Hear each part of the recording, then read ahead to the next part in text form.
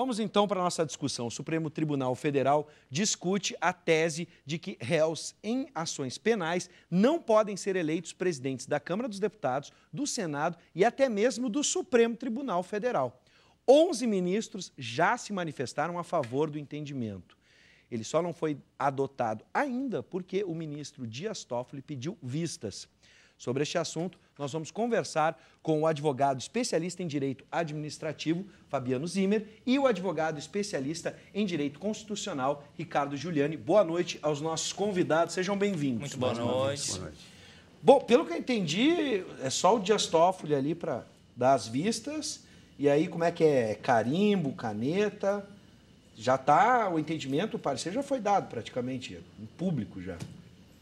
Começa o governo. Eu começo. Pode ser no par ou ímpar, se você quiser. Não, começa. Não, tá bem. Essa discussão iniciada pelo STF, né, começou lá em maio, Sim, com uma ação proposta pela Rede de Sustentabilidade em razão do Eduardo Cunha, que ali o personagem principal da política era o Eduardo Cunha. O STF depois o afastou ele do mandato, depois foi cassado pela Câmara dos Deputados, e aí agora surge essa ação também da Rede de Sustentabilidade, que é a DPF 402, dizendo assim, não, mas só um pouquinho, nós temos um pedido alternativo, não se esvazia a DPF, vamos julgar o segundo pedido, que era justamente pelo princípio da simetria estabelecer para o cargo de presidente da República a linha sucessória, se os demais, Rodrigo Maia, Renan Calheiros ou a Carmen Lúcia podem assumir em eventual impedimento do Michel Temer, que formalmente não há vice. sim. Então, é uma coisa que pega todos de surpresa, assim, formalmente não há vice. Numa viagem dele, chama o Rodrigo Maia. Aí o STF, agora 6 ministros já disseram nessa DPF 402 o seguinte, somos favoráveis a que, para o réu, aquele que tem uma ação penal em curso ou recebida pelo STF, ou confirmada, em grau de recurso, não pode assumir. Não teria que... Ele já não pode assumir a Câmara dos Deputados ou o Senado, então, e o STF. Então, ações penais em curso ou recebidas, a linha sucessória não se estabelece, não é confirmada. Sim. Giuliani. Não, o relato é esse mesmo. O problema é o seguinte, o que é uma ação penal, né? E quando é que somos réus, né? Por exemplo, se um cidadão, deputado, perde o controle do automóvel, atropela uma pessoa na calçada e quebra sua perna, ela está praticando ali um crime de lesão corporal. Crime comum. É um crime comum. Será processado, será réu. Ele não pode exercer o mandato na sua plenitude, ou, por uma dessas casualidades da vida, ele acaba cometendo um homicídio culposo. Ele não quis matar, mas matou. Há um inquérito, ao recebimento da ação penal, ele se transforma em réu e, portanto, ele não poderá exercer o mandato que o povo o elegeu. É isso que o Supremo está decidindo. Pois é isso que eu quero saber, porque Então, o entendimento entre eles só falta o Dias Toffoli. Falta o Dias Toffoli e algum fanático religioso que sustente a hipermoralização da política. Essa é a discussão. Sim. Por quê? Porque se nós formos olhar a forma como a Constituição está posta, nós vamos verificar que em determinados momentos ela diz o seguinte, o presidente, na condição de presidente, não responde por nenhum fato que não sejam aqueles praticados no exercício da presidência. Essa parte eles esqueceram. O que eu quero dizer com isso? E não estou desconstituindo o processo de interpretação, que ele é um caso de interpretação ad hoc. O que quer dizer interpretação ad hoc? É uma interpretação para dar satisfação às manchetes de jornal e a este processo de crescente demonização da política. Essa interpretação do Supremo Tribunal Federal, como tantas outras, se presta exclusivamente... Desculpa te interromper, mas vamos resumir bem popular... dar satisfação. É para jogar para a torcida? É para jogar para a torcida. Quer ver? Vou te dar um outro dado. Tá. Existe um consenso nesse país, que o maior ladrão que existe chama-se Eduardo Cunha. Isso é um consenso. Coxinhas e mortadelas, todos concordam com isso. Aí o Supremo Tribunal foi lá e, por 11 votos a 0, suspendeu o mandato do Eduardo Cunha. Detalhe, a Constituição não permite isso. Nem em estado de sítio. Mas então? Pois é, aí a gente joga para quem? Para um ambiente que se chama moralização do espaço público. Sim. A moralização da política. Quem, entre coxinhas e mortadelas, falaria a favor de Eduardo Cunha? Não, calma, não é a favor de Eduardo Cunha, é a favor da ordem jurídica. Então, o que está acontecendo hoje é muito grave neste aspecto. Há uma crescente moralização das decisões judiciais, especialmente as decisões que demonizam a política. Sim. E o que está sendo retirado da sociedade? A capacidade da sociedade ver que os órgãos judiciários estão assumindo a condução política do país. Esse detalhe, agora eu vou chamar os dois para a discussão. Eu não sou um perito, não sou especialista, mas conversando em outras oportunidades com vocês, a gente vai aprendendo alguma coisa, ou pelo menos acha. Uma das coisas que eu percebi, até mesmo dentro do processo de impeachment, é que as coisas que estão escritas, que a gente vê na Constituição ou em qualquer outra lei, vamos dizer assim, outra tábua, vamos lembrar o Código de Hammurabi mesmo, né? Em qualquer tábua que foi talhada uma lei, aquilo que está escrito parece que na hora de uma votação ou para jogar para a torcida com os holofotes em cima, não é o que está sendo... E aí não acho que não é um exercício, é exercício de interpretação, mas mudar o que está escrito e tomar uma outra decisão, isso é um fenômeno, parece, recente no país e que tem se acentuado, não só na esfera política. E a gente pode lembrar o acordo que foi feito ali, né? Caçaram a presidente Dilma, mas não caçaram os direitos políticos, o que era uma consequência que estava escrita legalmente. Isso não é novo no Brasil. Em 64, o Supremo Tribunal Federal convalidou o golpe. Uhum. Eu não vou nem falar da Alemanha hitlerista e da construção do decisionismo de Carl Schmitt. Sim. E etc. O que eu estou querendo colocar é o seguinte, existe um espaço patrocinado por nós, juristas, que sustentam interesses políticos, que são legítimos, a partir de um manto que é jurídico, ou pretensamente jurídico. Sim. Então, o que está acontecendo com isso? Há um afastamento crescente da sociedade dos seus ambientes políticos. Sim. Esse é o problema. Isso é muito juridiquês e pouco cidadanês. Nós somos cada vez menos cidadãos. Porque nós debatemos que as pessoas não podem ocupar a linha sucessória da presidência da República de forma efusiva. Mas ninguém debate que o Sartori vai depositar 700 pila agora para os funcionários, mas que os promotores, na semana passada, ganharam 852 só de auxílio alimentação. Tu já percebeu que existe um espaço blindado na sociedade? Sim. Casualmente é o espaço que toma essas decisões. Quando uma pessoa, um cidadão, fica 1 ano e meio preso preventivamente, algo que é medieval, ninguém pergunta se isso é certo ou errado. Se pergunta quem é o cara. Se o cara é da política, tem mais é que apodrecer na cadeia. Esse é o tema que eu acho que tem que trazer para a sociedade. Bom, vamos fazer o seguinte, ó, você de casa pode participar da nossa discussão, mandando perguntas e até mesmo comentários, impressões, interpretações a respeito. 9588-2374, é isso? Ah, e tem um 9, gente, antes. Saibam que esse tal do 9 aí, ele vai ficar por 15 dias ainda em teste. Então, tá valendo também. O WhatsApp no número antigo tá valendo. Né? O 9... Agora me embananou todo, Guilherme. 995, já tá com o novo aqui, 995-88-2374. Tá? Então você pode participar com um 9 a mais ou um 9 a menos, pelo menos durante 15 dias, tá? Mas vai botando na sua agenda aí no celular. Eu já vou fazer a pergunta do telespectador, mas antes, só voltando aqui no Dr. Zimmer, como é que citaste ali? Rodrigo Maia, Renan Calheiros, como é que fica a situação destes ilustres? Não, sem dúvida. A situação é um pouco perplexa, porque há somente 12 sessões do STF até o final do ano, com o pedido de vista do Dias Toffoli. Esses, em tese, não estão assim, abrangidos pela decisão do STF, porque o pedido de vista tira da pauta, só vai voltar da pauta a partir de janeiro ou fevereiro, quando termina o mandato do Renan, especialmente. Que a mídia está focada no Renan, mas em fevereiro termina o mandato dele, então para ele não há assim, e nem o pedido... Para nós mortais isso é normal, faz parte do procedimento? É normal, faz parte do procedimento, né? Porque... É mais uma das vergonhas do STF. O Gilmar Mendes ficou 2 anos com a questão do financiamento público de campanha sentado em cima. E aí, quem é que cobrou e ele respondeu para quem? para nós mortais. Eu estou começando a achar que... Porque o pedido quando a gente de vista fala não o tem cidadão, prazo, né? não tem prazo. Nós, a nenhum. mídia, dentro desse esquema de holofote e opinião pública, também temos a nossa parcela de culpa também. Sim, embora já tenha uma maioria do STF para dizer que realmente não pode assumir o Renan, porque em tese ele é apenas investigado. Não, a ação o Renan dele, pode assumir. Ele pode assumir porque ele é investigado, ele não é réu Ele não é de réu. ação penal. Então, ele não vai ser, não está ainda sujeito Essa é a mingana que a eu essa gosto decisão. mesmo. Por quê? Porque vão decidir Não pega dizendo ninguém, que ele não não pode, pega ninguém. mas ele pode. Eu estou rindo que é tragicômico. Não é tragicômico. tragicômico. Olha aqui. É. Vamos fazer o bagulho por causa do Renan. Ótimo. O Renan tem 14 inquéritos contra si. Em nenhum o Supremo Tribunal Federal, sendo que um deles fazem 8 anos que está lá.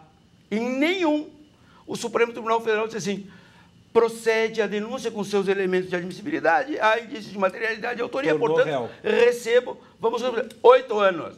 Portanto, ele vai dizer, realmente, a moral do Brasil não admite réus. Ótimo. O Renan não é réu. Bom, E aí a vamos pra Folha de São tela, Paulo, tá? para não botar culpa em Sim. vocês. Pá, Renan. Esse é o problema, gente. Bom. E quem está nos ouvindo vai Sim, fazer pagava o a quê? despesa pessoal de uma empreiteira lá que pagava as despesas dele. Pô, isso todo mundo sabe, é público e notório. Aí fica lá e sai parado. Bom, vamos para a tela, gente. Vamos lá. Para ser eleito presidente da República, é necessário possuir idade mínima de 35 anos. O mesmo é exigido do presidente da Câmara dos Deputados. O STF irá exigir idade mínima para se candidatar à presidência da Câmara? Lucas Lázari, de Porto Alegre. Grande Obrigado Lucas. pela audiência, Lucas. Lucas é um excelente advogado, especialista em direito eleitoral, um grande cara. Olha, Lucas, eu não vou te responder isso, é um absurdo, é uma vergonha. Né? Agora, se me perguntar se o Supremo pode fazer isso, segundo o que o Supremo acha que pode fazer, acho que vai fazer. Legislador Mas do ponto de vista da positivo Constituição, pode, do ponto Mas de vista agora tu da tocou num assunto. Usar Todo o mundo verbo achar, interpreta. tá? O Supremo acha que pode. Ele Tem acha dois que pode. verbos aí nessa jogada. Esse achar que pode. É realmente esse problema que a gente está vivendo durante o tempo, até mesmo no processo de impeachment, se falou isso, né? Uma espécie de empoderamento, se usa tanto essa palavra, eu não sei se é correta para esse caso, mas da força que o Poder Judiciário está ganhando nesse país, englobando, ou melhor, capturando para si esferas e responsabilidades que não eram as dele especificamente. Estou errado nessa análise? Não, sem dúvida. Nós, no Brasil, assim, nos ressentimos de uma falta de uma teoria da função pública. Porque eles têm uma representação política e jurídica. Só que essa representação jurídica eles esqueceram. Eles estão muito mais preocupados com a sociedade, com a moral, os bons costumes. Eles acham que o direito vai ser corrigido através da moral. Mas aí essa correção é absurda, porque o direito ele sempre tem aquela característica principal de reivindicar a autoridade. É o direito que dá a última palavra. Se nós vivemos num Estado constitucional, é assim que as coisas devem ser. É olhar a Constituição, ver o que ela nos diz e interpretar a partir dali do sentido semântico da palavra. Só que para os 11 lá, eles estão livres. Não há assim, nenhuma ação contra eles que possa assim, tentar pelo menos constranger as limitações que deveriam surgir do próprio texto constitucional. Eles estão abertos, é legislator positivo o tempo todo, então é sempre assim, padrões morais de sociedade. Isso. Vamos jogar para a torcida. E olha como a coisa ela ficou grave. Quando é que a ministra Carmen Lúcia pautou a discussão dessa matéria? Uma semana após o presidente do Senado ter feito uma declaração política contra um juiz. Aí o Supremo vem e faz a retaliação. Mas o que fizeram com o parlamento não foi retaliação. Quando um juizeco de primeiro grau entra nas dependências do parlamento. Quer dizer, então, que um juizeco de primeiro grau poderia mandar entrar nas dependências do Supremo Tribunal Federal? Evidente que não. Porque um é a Suprema Corte, o outro é o Parlamento do Brasil. Ele não está à disposição de um juizeco. Agora, quando se diz juizeco, não se está desfazendo a magistratura, é o contrário. Está se separando quem é juizeco da grande maioria que não é juizeco. Agora, observem o seguinte, politicamente, uma semana depois ela pauta a matéria. Para constranger quem? Politicamente. Sim. Quem fez esta declaração. E se tu fores pegar nos últimos meses, tu vai verificar, quando se deu a primeira discussão sobre aumento do judiciário, qual foi a consequência? Novas pautas do Supremo. Sim. Qual é o problema geral disso tudo?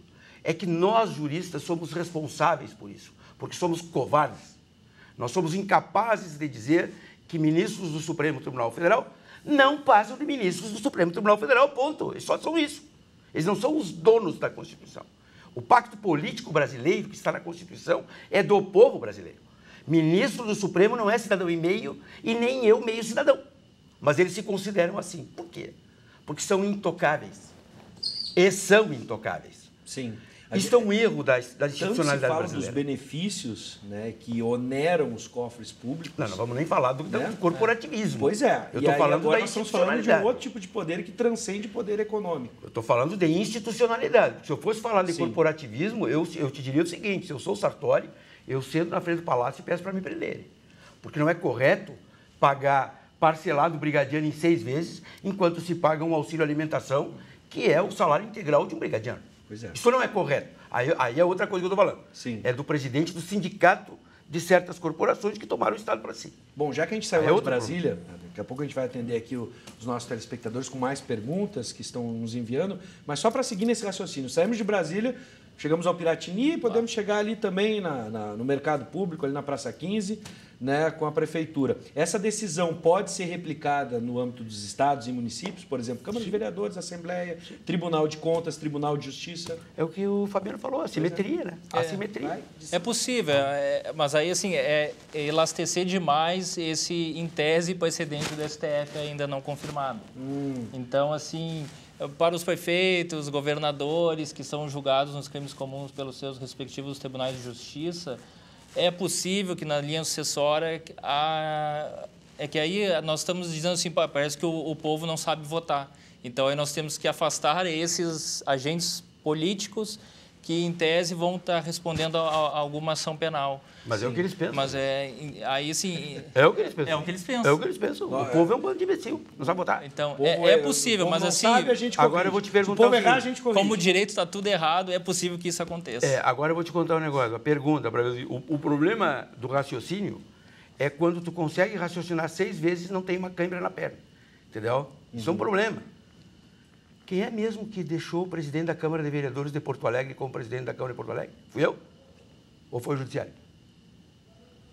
Pois é. Entendeu? Então tem determinadas coisas que eu não preciso ir muito longe. Claro. Gente, o direito é a coisa mais simples do universo. Se há bom senso e razoabilidade, há sentido civilizatório. No momento em que tu perdeste o bom senso, tu precisa escrever um livro para explicar a tese de como é que tu chegou naquela coisa que casualmente te interessa, é porque não está certo. Sim. Pensa em casa. Pensa em casa. Isso que nós estamos falando tem sentido? Isso não tem sentido. Se o cara cometeu um crime de dano e se enraiveceu aqui no teu programa e quebrou aqui a tua mesa, crime de dano, foi recebida a denúncia, ele não pode exercer o cargo de presidente da República com 60 milhões de votos. Bom, não é isso que está na Constituição. É outra coisa. Vamos para a tela? Telinha. Vamos para a tela, então. Mais perguntas. A gente tem a da Letícia. É isso mesmo, Letícia de Canoas. O primeiro na linha sucessória é o vice. O vice poderá assumir mesmo sendo réu? E no caso do presidente Temer, que teoricamente é ficha suja e até então inelegível, como fica? Mesmo condenado, o vice pode assumir e outro que é apenas réu, não? Pergunta da Letícia. Só corrigindo que o Michel Temer não é mais vice, ele é o presidente da República, formalmente não há vice. Hoje nós não temos Hoje nós não temos vice. Seria automaticamente o presidente da Câmara. Isso, o presidente da Câmara dos Deputados, Rodrigo Maia, Democratas do Rio de Janeiro, ele tem total condição de assumir numa viagem ao exterior do Michel Temer, impedido por alguma outra razão do cargo. Ele é o vice, vamos... Teoricamente ele é o vice. Ele é o vice. É o vice-presidente hoje, né? Tem efeitos jurídicos diferentes. Sim. Então, por isso ele não é o vice, ele é o primeiro da linha sucessória. Se vagar, por exemplo, o mandato do presidente até o final do ano, ele assume e chama novas eleições. Se vagar depois, ele assume e convoca eleições indiretas. Tem diferença sobre Eu quero só voltar umas casinhas ali, em cima do que os dois falaram, tá? A retaliação ao Renan. Só que, pelo que o Dr. Zimmer falou, Dr. Giuliani, essa retaliação foi simplesmente na frente das câmeras. Sim. Porque, teoricamente, não vai ter tempo hábil para que isso, efetivamente, de alguma forma, pudesse ser implementado, mesmo que fosse o mais evidente possível. E aí eu respondo à tua telespectadora. É isso aí mesmo. Me engana que eu gosto. Há decisões, por exemplo, de segundo grau contra Michel Temer. Mas por que não pensaram nisso antes? Aí nós vamos fazer o seguinte, mas coisa difícil nesse tal de direito, gente. Existe um tio, que é o tio universal, que é conhecido como Uncle Google, que tu bota o nome ali e tu vai ver. Tá tudo ali pra gente ver. O problema é quando a gente não quer ver. E aonde que está o grande problema? É quando a gente não quer ver, especialmente as consequências dos interesses de ocasião, que é o que aconteceu. Olha os efeitos do mensalão hoje sobre as estruturas persecutórias brasileiras. Sim. É devastador. Devastador. Para quem? Para ti, cidadão. Porque hoje a Receita Federal pode quebrar o teu sigilo bancário sem autorização judicial. Isto vem da onde? De algum lugar de fora do planeta? Não, vem do nosso sistema judiciário. E pegou quem? Nós. Bom, eu fico imaginando um cidadão comum como eu, ou talvez como o Lucas Raup, de Sapucaia do Sul, a gente tentar entender de que, por exemplo, o Supremo tome decisões que joguem para a torcida, que não tenham um efeito real, que sejam apenas uma encenação. É uma encenação. Que sejam apenas... A gente fica pensando, com tudo que se gasta, com toda a responsabilidade que tem, que seja isso uma encenação. Que seja isso. Vamos para as provas. Um jogo de Vamos. poder. Eu quero só fazer a pergunta do Lucas para salvar, tá? O Lucas de Sapucaia do Sul diz o seguinte: o senhor não acha que esses votantes votam pensando mais no particular da pessoa do que no seu próprio trabalho, efetivamente, como político, né? Olha, o ministro do Supremo é um cargo político. E eles têm que se assumirem como cargos políticos. E devem ser cargos políticos, por uma razão singela. Eles são os guardiões do pacto político que está escrito na Constituição. Então, eles são membros do poder de Estado. Então, são políticos. Portanto, eles votam politicamente. Isso é correto. A Suprema Corte Americana faz assim e qualquer corte de controle de constitucionalidade do mundo faz assim. O que não pode ter é o me engana que eu gosto. Eu fazer de conta que sou magistrado e não tenho nada a ver com esse estado de coisas. Isso é o erro. Sim. É o me engana que eu gosto. Sobre a tua pergunta, sabe quantos processos, quantas ações julga cada ministro do Supremo por ano? Quantas? 3.000. Divide, faz as contas. 360 dias do ano. Divide por 3.000. Isso é uma mentira em si mesma. É impossível o ser humano julgar isso. E estas são as estatísticas do Supremo Tribunal Federal. Então, nós estamos falando sobre este judiciário. Tu chega aqui em Porto Alegre, façam esse trabalho, visitem qualquer Câmara do Tribunal de Justiça. Se julga por sessão mais de 1.000 ações. Por sessão. Sessões que duram 5 a 6 horas. Ou seja, ações que se julga de 3 a 4 minutos. Quando muito, porque às vezes se usa 3 a 4 minutos para fazer uma relação de 200 ações cuja decisão não foi tomada publicamente, foi tomada no gabinete. Sim. Se eu estiver mentindo, alguém vem aqui e escreve que eu estou mentindo. Ou vai lá no tribunal e vê. É disso que nós estamos falando. É desta vida real, desta vida concreta. É da mãe que tem ação de alimentos com o filho. É do empresário que perde a sua empresa.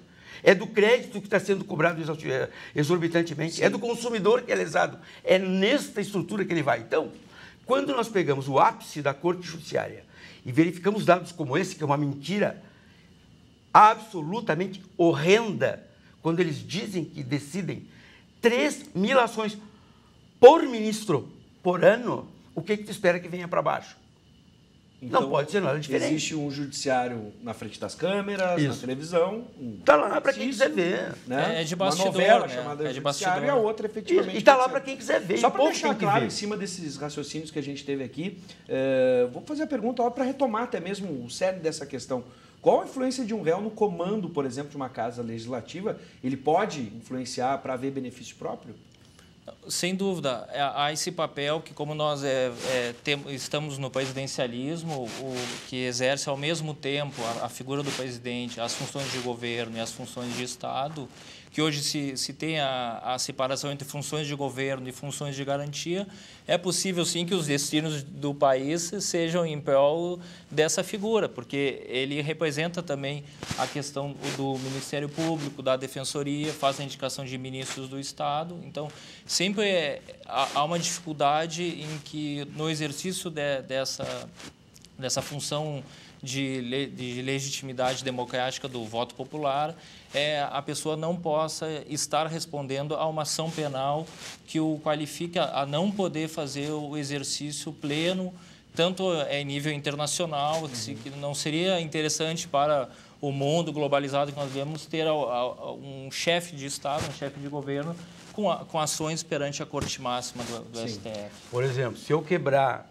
a tua mesa aqui, eu não tenho condições de sentar com o Barack Obama para tratar os interesses do Brasil.